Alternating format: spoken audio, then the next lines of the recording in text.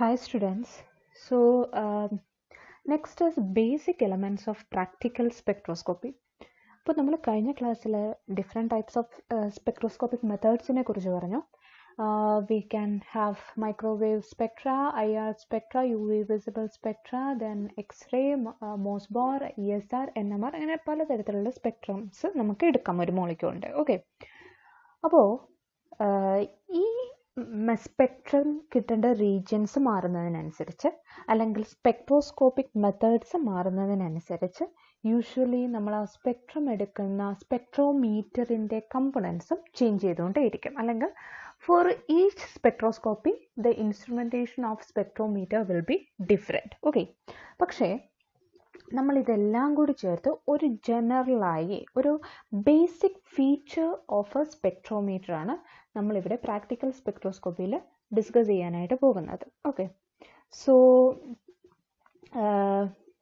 Basic elements of ഒരു spectrometer എന്ന് പറഞ്ഞാൽ first we can divide it into absorption spectrometer and emission spectrometer, and first we will discuss about absorption instrument. Okay, so this is the block diagram of a absorption spectrometer or absorption instrument. നമ്മൾ absorption spectrum എടുക്കുന്ന ഒരു ഇൻസ്ട്രുമെന്റിന്റെ block diagram ആണ് ഇവിടെ തന്നിരിക്കുന്നത്. Okay, so we will have a white source.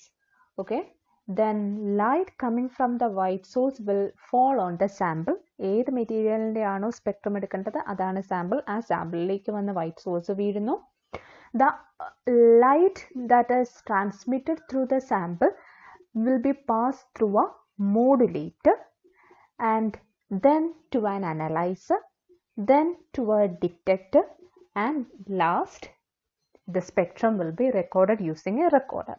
Okay, അപ്പോൾ ഇവിടെ നമുക്ക് ഓരോ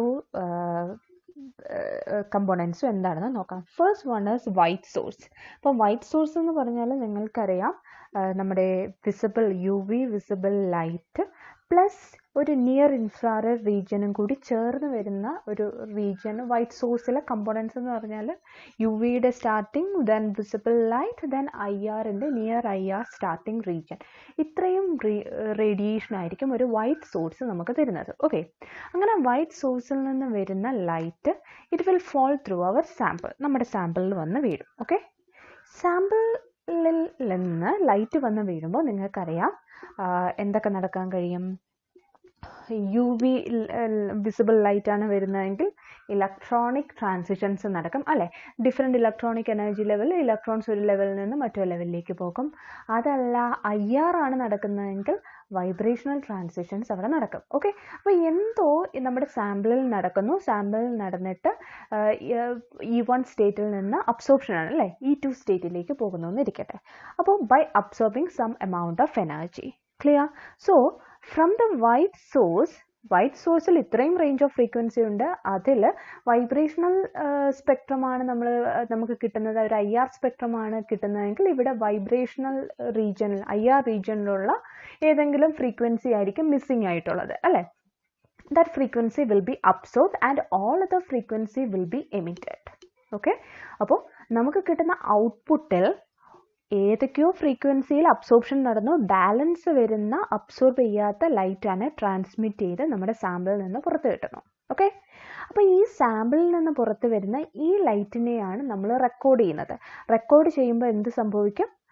ഏതൊക്കെ ഫ്രീക്വൻസിയാണോ അബ്സോർബ് ചെയ്ത് അവിടെയെല്ലാം ലൈൻ കിട്ടും അല്ലേ, ഡാർക്ക് ലൈൻസ് കിട്ടും. പക്ഷേ പ്രാക്ടിക്കലി നമ്മൾ ഓൾറെഡി പഠിച്ചു, ഡാർക്ക് ലൈനിന് പകരം അവിടെ എന്തായിരിക്കും കിട്ടുക?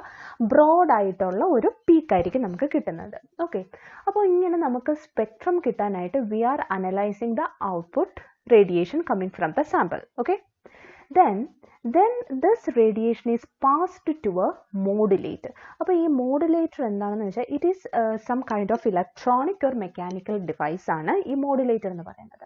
അതിൻ്റെ ഉപയോഗം ഞാൻ നിങ്ങളോട് പറയാം. ഓക്കെ, അതവിടെ വെയിറ്റ് ചെയ്യാം. സോ മോഡുലേറ്ററിൽ നിന്ന് ലൈറ്റ് ഫോൾസ് ഓൺ അനലൈസർ. ഈ അനലൈസർ എന്ന് പറയുന്നത് it can be either prism or grating. നമ്മൾ കൂടുതലുമായിട്ട് അനലൈസറായിട്ട് യൂസ് ചെയ്യുന്നത് ഒരു പ്രിസമോ അല്ലെങ്കിൽ ഗ്രേറ്റിങ്ങോ ആണ്. ഓക്കെ, അപ്പോൾ എന്താണ് അനലൈസറിൻ്റെ യൂസ് എന്ന് പറഞ്ഞാൽ വൈറ്റ് സോഴ്സ് എന്ന് പറയുമ്പോൾ അതിൽ UV വിസിബിൾ നിയർ IR ഇത്രയും റേഡിയേഷനാണ് ഈ വൈറ്റ് സോഴ്സിലുള്ളത്. പക്ഷേ നമുക്ക് വേണ്ടത് IR സ്പെക്ട്രം ആണെന്ന് ഇരിക്കട്ടെ. അപ്പോൾ നമുക്ക് ഏത് റീജിയനിലെ സ്പെക്ട്രം മാത്രം മതി? IR റീജിയനിലെ സ്പെക്ട്രം മാത്രം മതി. അതല്ല നിങ്ങൾ UV വിസിബിൾ സ്പെക്ട്രമാണ് എടുക്കുന്നതെങ്കിൽ നിങ്ങൾക്ക് IR വേണ്ട UV വിസിബിൾ റേഞ്ച് മാത്രം മതി. ഓക്കെ, ഒരു 400 നാനോമീറ്റർ ടു 800 നാനോമീറ്റർ മാത്രം മതി നിങ്ങൾക്ക്. അങ്ങനെയാണെങ്കിൽ you have to filter the frequency coming from the radiation. ഇവിടെ നിന്ന് വരുന്ന റേഡിയേഷൻ്റെ ഫ്രീക്വൻസിയെ നിങ്ങൾ ഫിൽറ്റർ ചെയ്ത് നിങ്ങൾക്ക് ആവശ്യമുള്ള റേഞ്ചിലുള്ള ഫ്രീക്വൻസി മാത്രം നിങ്ങൾക്ക് എക്സ്ട്രാക്ട് ചെയ്തെടുക്കണം. അതിനാണ് you are using this analyser. Okay, അതായത് ഗ്രേറ്റിങ്ങോ ഒരു പ്രിസമോ വെച്ചാൽ if we are rotating this grating, നമ്മൾ പ്രിസത്തിൻ്റെയും ഗ്രേറ്റിങ്ങിനെയും ആംഗിൾ ചേഞ്ച് ചെയ്താൽ നോർമലി നമുക്ക് കിട്ടുന്ന ഔട്ട്പുട്ടിലുള്ള റേഡിയേഷൻ്റെ ഫ്രീക്വൻസിയിൽ എന്തുണ്ടാകും? മാറ്റം ഉണ്ടാകും. ഓക്കെ, അപ്പോൾ നമുക്ക് ഏത് ഫ്രീക്വൻസി റീജിയനിലെ സ്പെക്ട്രമാണോ എടുക്കേണ്ടത് ആ റീജിയൻ സെലക്ട് ചെയ്യുന്ന രീതിയിൽ നിങ്ങൾ ഈ അനലൈസറിനെ സെറ്റ് ചെയ്യണം. മനസ്സിലായല്ലോ? അപ്പോൾ അനലൈസറിൻ്റെ ഉപയോഗം വരുന്ന വൈറ്റ് സോഴ്സിൽ നിന്ന് ഏത് സ്പെക്ട്രമാണോ എടുക്കേണ്ടത് ആ സ്പെക്ട്രത്തിലെ ഫ്രീക്വൻസിയെ മാത്രം സെലക്ട് ചെയ്തെടുക്കാനാണ് we are using this analyser. Clear? So next ഈ അനലൈസറിൽ നിന്ന് നമ്മൾക്ക് ആവശ്യമുള്ള ഫ്രീക്വൻസി റേഞ്ച് മാത്രം നമ്മൾ സെലക്ട് ചെയ്ത് കഴിഞ്ഞാൽ it is pass through A detector. അതിനെ ഒരു ഡിറ്റക്ടറിലേക്ക് കൊണ്ടുപോയി. ഓക്കെ, ഈ ഡിറ്റക്ടർ എന്ത് ചെയ്ത് കഴിയും? അതിൽ സെലക്ട് ഫ്രീക്വൻസി ഡിറ്റക്ടറിലെത്തി കഴിയുമ്പോൾ അത് നമ്മുടെ ആ റേഡിയേഷനെ ഡിറ്റക്റ്റ് ചെയ്ത് it will be converted into current, അല്ലേ? അതൊരു സിഗ്നലാക്കി മാറ്റും. Okay, and the signal is pass through a recorder. ഒരു റെക്കോർഡറിൽ പാസ് ചെയ്ത് അത് നമ്മൾ അവിടെ എന്ത് ചെയ്ത് റെക്കോർഡ് ചെയ്ത് വയ്ക്കും. ഓക്കെ, അതായത് റെക്കോർഡിൽ നിന്നാണ് നമ്മൾ ലാസ്റ്റ് സ്പെക്ട്രം നമുക്ക് കിട്ടും. Clear? So between the sample and analyzer I am placing a modulator. ഞാൻ ഇവിടെ ഒരു മോഡുലേറ്റർ പ്ലേസ് ചെയ്യുന്നു. എന്തിനാണ് ഞാനിവിടെ മോഡുലേറ്റർ പ്ലേസ് ചെയ്യുന്നതെന്ന് വെച്ചാൽ നമ്മളിപ്പോൾ ഒരു ഡിറ്റക്ടർ അനലൈസറിൽ നിന്ന് നമ്മൾ നേരെ റേഡിയേഷൻ ഡിറ്റക്ടറിലെത്തിന്നിരിക്കട്ടെ. Detector will convert it into electrical സിഗ്നലാക്കി മാറ്റും. Okay, and this electrical signal will be very weak. അപ്പോൾ നമ്മൾ സ്വാഭാവികമായിട്ട് റെക്കോർഡ് ചെയ്യുന്നതിന് മുമ്പ് അതിനെ എന്ത് ചെയ്യും? We will amplify that electric signal. Okay, electric signal എന്ന് പറയുമ്പോൾ കറണ്ട് അല്ലെങ്കിൽ വോൾട്ടേജ് ആക്കി മാറ്റും. അപ്പോൾ ഡിറ്റക്ടർ റേഡിയേഷനെ കറണ്ടിലേക്കോ വോൾട്ടേജിലോ ആക്കി മാറ്റുന്നുണ്ട്. ഓക്കെ, ആൻഡ് ഈ വോൾട്ടേജിനെ ആംപ്ലിഫൈ ചെയ്യാനായിട്ട് നമ്മൾ അതിനെ ഒരു ആംപ്ലിഫയറിലൂടെ കടത്തിവിടുന്നുമുണ്ട്. ക്ലിയർ? അപ്പോൾ നമ്മൾ യൂസ് ചെയ്യുന്ന മോഡുലേറ്റർ എന്ന് പറയുന്നത് modulator can be A mechanical or electronic device. ഒരു ചോപ്പർ പോലുള്ള മെക്കാനിക്കൽ ഡിവൈസും ആവാം, അതല്ലെങ്കിൽ ഒരു ഇലക്ട്രോണിക് ഡിവൈസും ആവാം. ഇവരുടെ ഉപയോഗം എന്ന് പറഞ്ഞാൽ they will interrupt the radiation beam a certain number of times per second, usually between 10 to 1000 times. അതായത് മോഡുലേറ്റർ നമ്മുടെ സാമ്പിളിൽ വരുന്ന റേഡിയേഷനെ എന്ത് ചെയ്യുന്നില്ല, ഇടയ്ക്കിടയ്ക്ക് ബ്ലോക്ക് ചെയ്യും. മനസ്സിലായോ? അതായത് if there were no modulator the continuous radiation coming from the sample will be pass through an analyser. അനലൈസറിലേക്ക് പോകുന്നത് നമ്മുടെ റേഡിയേഷൻ്റെ കണ്ടിന്യൂസ് ആയിരിക്കും. നമ്മുടെ റേഡിയേഷൻ അനലൈസറിലേക്ക് പോയിക്കൊണ്ടേയിരിക്കും. അപ്പോൾ അനലൈസർ സെലക്ട് ചെയ്ത് ആ കണ്ടിന്യൂസ് റേഡിയേഷൻ ഡിറ്റക്ടറിലെത്തും. ഓക്കെ, അങ്ങനെ ഡിറ്റക്ടറിലെത്തുമ്പോൾ ഈ ഡിറ്റക്ടർ റേഡിയേഷനെ എന്താക്കി മാറ്റും? കറണ്ടാക്കി മാറ്റും. അപ്പോൾ ഈ ഡിറ്റക്ടറിൻ്റെ ഇൻപുട്ട് എന്ന് പറഞ്ഞാൽ ഇറ്റ് ഈസ് കണ്ടിന്യൂസ് ആയിട്ട് വന്നുകൊണ്ടിരിക്കുന്ന ഒരു റേഡിയേഷനാണ്. ഓക്കെ, അപ്പോൾ the current will be A DC current. നമുക്ക് കിട്ടുന്ന കറണ്ട് എന്ത് കറണ്ട് ആയിരിക്കും? DC കറണ്ട് ആയിരിക്കും. ഓക്കെ, അപ്പോൾ നമ്മൾ ഇതിനെ ആംപ്ലിഫൈ ചെയ്യണമെങ്കിൽ we have to use a DC amplifier. Okay, DC കറണ്ടിനെ ആംപ്ലിഫൈ ചെയ്യാനായിട്ട് നമ്മൾ യൂസ് ചെയ്യാനുള്ളത് എന്ത് തരത്തിലുള്ള ആംപ്ലിഫയേഴ്സാണ്? DC ആംപ്ലിഫയേഴ്സാണ്. പക്ഷേ നമ്മുടെ കയ്യിൽ എപ്പോഴും ഉള്ളത്, അല്ലെങ്കിൽ നമ്മൾ കൂടുതലും യൂസ് ചെയ്യുന്നത് ഏത് തരത്തിലുള്ള ആംപ്ലിഫയേഴ്സാണ്? AC ആംപ്ലിഫയർ ആണ്. ക്ലിയർ? അപ്പോൾ DC ആംപ്ലിഫയറിന് പകരം നമുക്ക് AC ആംപ്ലിഫയർ യൂസ് ചെയ്യണമെങ്കിൽ ഡിറ്റക്ടറിൻ്റെ ഔട്ട്പുട്ട് AC കറണ്ട് ആയിരിക്കണം. അതായത് കണ്ടിന്യൂസ്ലി വേരി ചെയ്യുന്ന കറണ്ട് ആയിരിക്കണം ഡിറ്റക്ടറിൽ നിന്ന് കിട്ടേണ്ടത്. അങ്ങനെ കണ്ടിന്യൂസ്ലി വേരി ചെയ്യുന്ന കറണ്ട് ഡിറ്റക്ടറിൽ നിന്ന് കിട്ടണമെങ്കിൽ നമ്മുടെ അനലൈസറിൻ്റെ ഔട്ട്പുട്ടും മോഡുലേറ്ററിൻ്റെ ഔട്ട്പുട്ടും എന്തായിരിക്കണം? കണ്ടിന്യൂസ്ലി വേരി ചെയ്യുന്ന റേഡിയേഷൻ ആയിരിക്കണം. എന്നാലേ അങ്ങനെ കണ്ടിന്യൂസ് ആയിട്ട് വേരി ചെയ്യുന്ന ഒരു കറണ്ട് നമുക്ക് ഡിറ്റക്ടറിൽ കിട്ടത്തുള്ളൂ. മനസ്സിലായോ? അപ്പോൾ അതിനു വേണ്ടി നമ്മൾ വേരി ചെയ്യുന്ന കറണ്ടിനെ ഉണ്ടാക്കാനായിട്ടാണ്, അല്ലെങ്കിൽ വേരി ചെയ്യുന്ന ഒരു റേഡിയേഷനെ ഉണ്ടാക്കാനായിട്ടാണ് we are using this modulator. Okay, അപ്പോൾ മോഡുലേറ്ററിൻ്റെ ഉപയോഗം എന്ന് പറഞ്ഞാൽ they will interrupt the radiation beam a certain number of times per second. അതായത് ഈ മോഡുലേറ്റർ കണ്ടിന്യൂസ് ആയിട്ട് സാമ്പിളിൽ നിന്ന് വരുന്ന റേഡിയേഷനെ അനലൈസറിലേക്ക് പാസ് ചെയ്യില്ല, മറിച്ച് ഒരു സെക്കൻഡിൽ 10 to 1000 times, between 10 and 1000 times നമ്മുടെ ഔട്ട് ഗോയിങ് റേഡിയേഷൻസിനെ അത് എന്ത് ചെയ്യും? ഇൻട്രപ്റ്റ് ചെയ്യും, ബ്ലോക്ക് ചെയ്യും. ഓക്കെ, അപ്പോൾ നമുക്ക് കണ്ടിന്യൂസ് റേഡിയേഷൻ ആയിരിക്കുമോ മോഡുലേറ്ററിൽ നിന്ന് ഔട്ട്പുട്ട് കിട്ടുക? അല്ല, ബ്ലോക്ക് ചെയ്ത 10 to 1000 ടൈംസ് ബ്ലോക്ക് ചെയ്ത ഒരു റേഡിയേഷൻ ആയിരിക്കും കിട്ടുക. അപ്പോൾ കണ്ടിന്യൂസ് ആയിട്ട് നമ്മുടെ അനലൈസറിലേക്കും ഡിറ്റക്ടറിലേക്കും റേഡിയേഷൻ കിട്ടിക്കൊണ്ടേ ഇരിക്കില്ല. ക്ലിയർ? സോ അതുകൊണ്ട് തന്നെ നമ്മൾ ഈ മോഡുലേറ്ററിൽ വന്ന് ദെൻ അനലൈസർ നമുക്ക് വേണ്ട ഫ്രീക്വൻസീസ് ഫിൽറ്റർ ചെയ്ത് ഡിറ്റക്ടറിലേക്ക് വിട്ടു. അപ്പോൾ ഡിറ്റക്ടറിൽ എത്തുന്നത് ഒരു സ്റ്റഡി ആയിട്ടുള്ള ഒരു സിഗ്നൽ ആയിരിക്കില്ല, സ്റ്റഡി ആയിട്ടുള്ള ഒരു കണ്ടിന്യൂസ് ആയിട്ടുള്ള ഒരു ബീം ആയിരിക്കില്ല. It will B 10 to 1000 times block ചെയ്യപ്പെട്ട ഒരു ബീം ആയിരിക്കും. അപ്പം ഒരു സെക്കൻഡിൽ 10 ടൈംസ് ബ്ലോക്ക് ചെയ്തു എന്ന് പറഞ്ഞാൽ what will be the frequency of that current? It will B 10 Hz. Frequency എന്ന് പറഞ്ഞാൽ number of cycles per second ആണ്, അല്ലേ? അപ്പോൾ ഒരു സെക്കൻഡിൽ 10 തവണ ബ്ലോക്ക് ചെയ്താണ് റേഡിയേഷൻ പോകുന്നതെന്ന് പറഞ്ഞാൽ 10 പൾസാണ് ഒരു സെക്കൻഡിൽ അങ്ങോട്ട് പാസ് ചെയ്യുന്നതെന്ന് അർത്ഥം, അല്ലേ? കണ്ടിന്യൂസ് അല്ല, 10 പൾസ് ആയിട്ടാണ് ഇത് പാസ് ചെയ്യുന്നത്.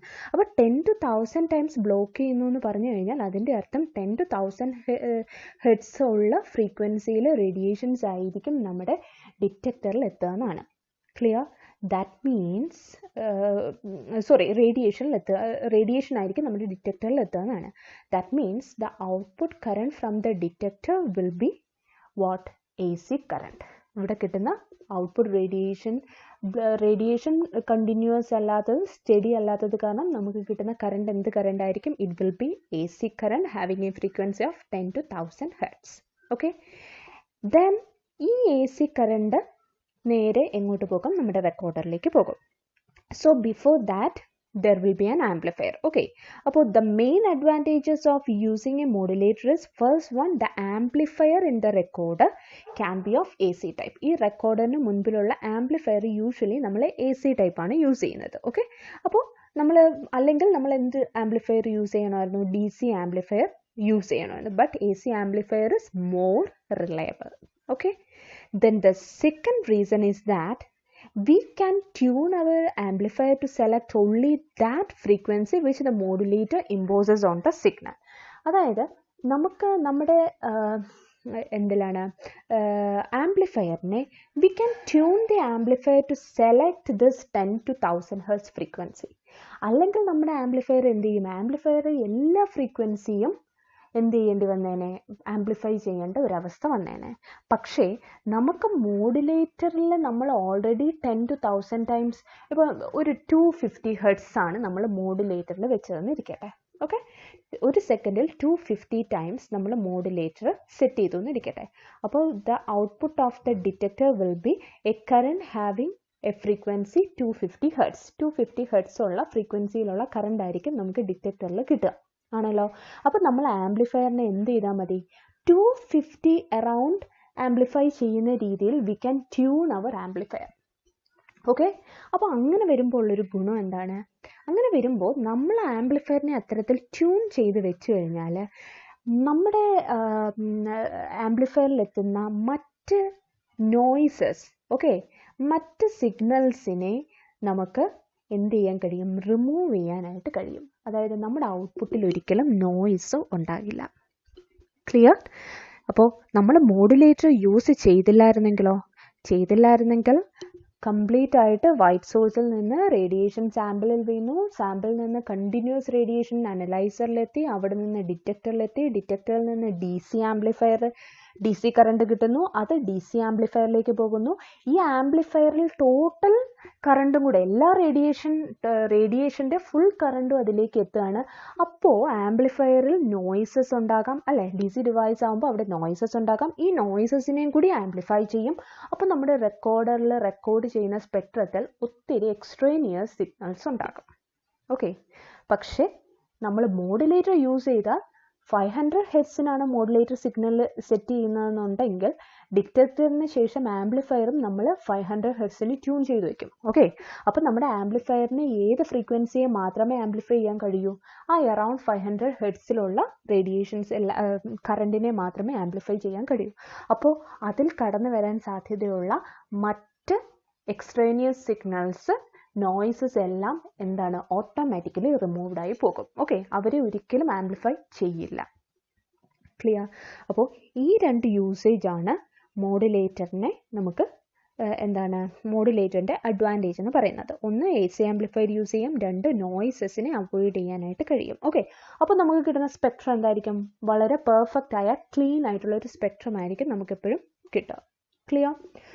സോ നൗ നമ്മുടെ ഈ ഡിവൈസസിൽ analyser, detector and recorder, actually ഇത് ഇത്രയും region these is called scanning device. Okay, because നിങ്ങൾക്കറിയാം അനലൈസർ മുതലാണ് നമുക്ക് സ്കാനിങ് ഡിവൈസ് എന്ന് പറഞ്ഞാൽ നമുക്ക് കിട്ടുന്ന സ്പെക്ട്രം റെക്കോർഡ് ചെയ്യുന്ന സ്ഥലമാണ്. അപ്പോൾ സ്പെക്ട്രത്തിൽ if you are taking a IR spectrum, നിങ്ങളൊരു IR സ്പെക്ട്രമാണ് എടുക്കുന്നതെങ്കിൽ യൂഷ്വലി നമ്മൾ സെലക്ട് ചെയ്യുന്നത് ഒരു 400 centimetre inverse to 4000 wave number വരെ ആയിരിക്കും നമ്മൾ എടുക്കുക. ഓക്കെ, അപ്പോൾ അത്തരത്തിൽ നിങ്ങൾക്കൊരു സ്പെക്ട്രം റെക്കോർഡ് ചെയ്യണമെങ്കിൽ, നിങ്ങൾ IR റീജിയനിലെ ഫ്രീക്വൻസീസ് റെക്കോർഡ് ചെയ്യണമെങ്കിൽ ആദ്യം നമുക്ക് വേണ്ടത് അനലൈസറാണ്. കാരണം അനലൈസറാണ് ഏത് റീജിയനിലെ സ്പെക്ട്രമാണോ എടുക്കേണ്ടത് ആ റീജിയനിൽ നമ്മുടെ റേഡിയേഷനെ ഫിൽറ്റർ ചെയ്യുന്നത് യൂസിങ് അനലൈസറാണ്. ക്ലിയർ? അപ്പോൾ analyser will filter the frequency. Okay, next frequency versus absorbents or current ആണ്. ആ കറണ്ട് റെക്കോർഡ് ചെയ്യുന്നത് ഡിറ്റക്ടറാണ്. ഡിറ്റക്ടറിൽ നിന്ന് റെക്കോർഡർ വരെ ചെയ്യും. അതുകൊണ്ട് തന്നെ ഇത് മൂന്നും കൂടി ചേർന്നതാണ് നമ്മുടെ സ്കാനിങ് ഡിവൈസ് എന്ന് പറയുന്നത്. ക്ലിയർ? സോ ഇനി if you have to record a microwave or radio frequency spectrum, അതായത് റൊട്ടേഷണൽ സ്പെക്ട്രം നിങ്ങൾക്ക് എടുക്കണം, മൈക്രോവേവ് സ്പെക്ട്രം അല്ലെങ്കിൽ ഒരു റേഡിയോ ഫ്രീക്വൻസി സ്പെക്ട്രംസ്, അതായത് ESR ഓ NMR ഓ നിങ്ങൾക്ക് റെക്കോർഡ് ചെയ്യണമെങ്കിൽ ഈ സെയിം കമ്പോണൻസ് തന്നെയാണ്. But difference is that instead of white source you have to take a monochromatic source. നിങ്ങൾ എന്ത് യൂസ് ചെയ്യണം? മോണോക്രോമാറ്റിക് സോഴ്സ് യൂസ് ചെയ്യണം. ബിക്കോസ് വൈറ്റ് സോഴ്സിൽ ആകെയുള്ളത് UV വിസിബിൾ IRൻ്റെ ചെറിയ പാർട്ടാണ്. ക്ലിയർ? പക്ഷേ നിങ്ങൾക്ക് റെക്കോർഡ് ചെയ്യേണ്ടത് മൈക്രോവേവ് ആണെങ്കിൽ you have to take that microwave as a monochromatic source. Microwave source വേണം നമ്മളിവിടെ വെക്കാനായിട്ട്. ഓക്കെ, സോ മൈക്രോവേവ് സോഴ്സിൽ എന്ത് മാത്രമേ കാണൂ? മൈക്രോവേവ് ഫ്രീക്വൻസീസ് മാത്രമേ കാണുള്ളൂ. അതുകൊണ്ടാണ് നമ്മൾ തന്നെ മോണോക്രോമാറ്റിക് സോഴ്സ് എന്ന് പറഞ്ഞത്. റേഡിയോ ഫ്രീക്വൻസി ESR ഓ NMR ഓ റെക്കോർഡ് ചെയ്യണമെങ്കിൽ ആ റേഡിയോ ഫ്രീക്വൻസി സോഴ്സിനെ നമ്മളിവിടെ പ്ലേസ് ചെയ്യണം. Clear? So in the case of microwave or radio frequency, instead of white source we are using a monochromatic source. Then light falls on the sample, then sample to a modulator to convert it into AC. Okay, then we are avoiding analyzer here. നമ്മൾ ഇവിടെ analyser use ചെയ്യുന്നില്ല. എന്തുകൊണ്ടാണ്? അനലൈസറിൻ്റെ ഉപയോഗം എന്താ? നമുക്ക് ആവശ്യമുള്ള ഫ്രീക്വൻസിയെ filter ചെയ്തെടുക്കാം. Okay, നിങ്ങൾക്ക് UV സ്പെക്ട്രം എടുക്കണമെങ്കിൽ വൈറ്റ് സോഴ്സിൽ നിന്ന് UVയെ ഫിൽറ്റർ ചെയ്യുക. UV വിസിബിൾ എടുക്കണമെങ്കിൽ UV വിസിബിളിനെ ഫിൽറ്റർ ചെയ്യുക. IR സ്പെക്ട്രം എടുക്കണമെങ്കിൽ IRനെ ഫിൽറ്റർ ചെയ്തെടുക്കുക. ഓക്കെ, പക്ഷേ ഇവിടെ നമ്മൾ മൈക്രോവേവ് സ്പെക്ട്രം എടുക്കണമെങ്കിൽ ഇവിടെ യൂസ് ചെയ്യുന്ന സോഴ്സ് മൈക്രോവേവ് സോഴ്സ് തന്നെയാണ്. സോ നമ്മളിവിടെ ഫിൽറ്റർ ചെയ്യേണ്ട ആവശ്യമില്ല. നമുക്ക് ആവശ്യമുള്ള ഫ്രീക്വൻസി മാത്രമേ എന്ത് തരുള്ളൂ? നമ്മുടെ ഈ മോണോക്രോമാറ്റിക് സോഴ്സ് തരത്തുള്ളൂ. ക്ലിയർ? നിങ്ങൾക്കൊരു ഈ റേഡിയോ ഫ്രീക്വൻസി സ്പെക്ട്രമാണ് എടുക്കേണ്ടതെങ്കിൽ നിങ്ങളുടെ സോഴ്സ് ഇവിടെ റേഡിയോ ഫ്രീക്വൻസി സോഴ്സ് തന്നെയാണ്. അപ്പോൾ പിന്നെ നിങ്ങൾക്ക് ഇവിടെ പ്രത്യേകം ഫിൽറ്ററിൻ്റെ ആവശ്യമില്ല. So in a microwave or radio frequency spectrometers there is no analyzer because the monochromatic source will perform the properties of a analyzer, the job of a analyzer. Okay, അപ്പോൾ അതുകൊണ്ട് തന്നെ നമ്മൾ ഇല്ല. അപ്പോൾ സ്കാനിങ് ഡിവൈസ് എന്ന് പറയുമ്പോൾ ഇവിടെ നമ്മൾ അനലൈസർ തൊട്ടാണ് സ്കാനിങ് ഡിവൈസ്. പക്ഷേ ഇവിടെ അനലൈസറിന് പകരം നമുക്കുള്ളത് മോണോക്രോമാറ്റിക് സോഴ്സ് ആണ്. Okay, so this monochromatic source and recorder to recorder this constitute scanning device.